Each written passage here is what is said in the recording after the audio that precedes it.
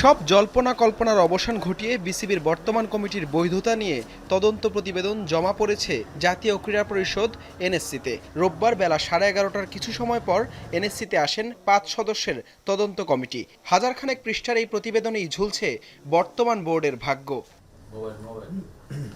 NSC chairman Aminul হক বরাবর তদন্ত প্রতিবেদন পেশ করে এই কমিটি। জেলা বিভাগের কাউন্সিলরশিপ নিয়ে অনিয়মের অভিযোগে মামলা এখনও রয়েছে বিচারাধীন। তাই তদন্ত কমিটি থেকে সরাসরি কাউকে অভিযুক্ত করতে পারেন না। বিসিবির গঠনতন্ত্র সংশোধনের সুপারিশ করলেও এই কারণে কাউকেই অভিযুক্ত না করার কথা জানান সাবেক বিচারপতি ও তদন্ত কমিটির প্রধান AK-M আসাদুজ্জামান। অ্যাকুজ করি নাই, চার্জ ফ্রেম করি নাই, আমরা কাউকে অভিযুক্ত করে কাউকে তার বিরুদ্ধে আমরা ক্রিমিনাল ট্রায়ালে যেমন 342-র মাধ্যমে নিয়ে আসতে হয়, জানতে হয়, আমরা এই প্রসিডিউর যাইনি। কিন্তু ওইভাবে এটা আমাদের সিস্টেমটা ছিল না।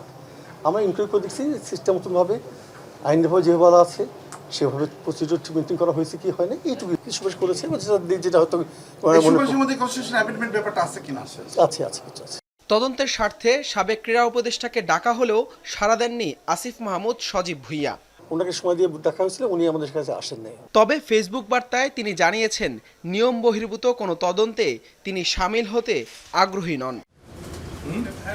এদিকে বিসিবির শনিবারের সভা শেষে পদত্যাগ করেছেন 4 পরিচালক। সব মিলে বোর্ডের অল্প বয়সেই হাল ছেড়েছেন 7 পরিচালক। তাতে প্রশ্ন উঠছে আর কতদিন টিকে থাকবে আমিনুল ইসলাম বুলবুলের এই বোর্ড। নির্ধারিত 15 কার্যদিবসের মধ্যেই বিসিবি নির্বাচনে অনিয়মের তদন্তের প্রতিবেদন জমা পড়েছে জাতীয় ক্রীড়া পরিষদ এনএসসিতে। সেই রিপোর্ট পর্যালোচনা করে এনএসসি থেকে পাঠানো হবে আইসিসির কাছে। আইসিসি যদি সেই প্রতিবেদনে বিসিবি নির্বাচনে অনিয়ম খুঁজে পায় তাহলে ভেঙে যাবে বর্তমান ক্রিকেট বোর্ড। আর তা যদি হয় তবে দ্রুতই শেষ হতে যাচ্ছে সভাপতি আমিনুল ইসলাম বুলবুলের বিসিবি অধ্যায়। হাসান আল মারুফ, যমুনা স্পোর্টস, ঢাকা।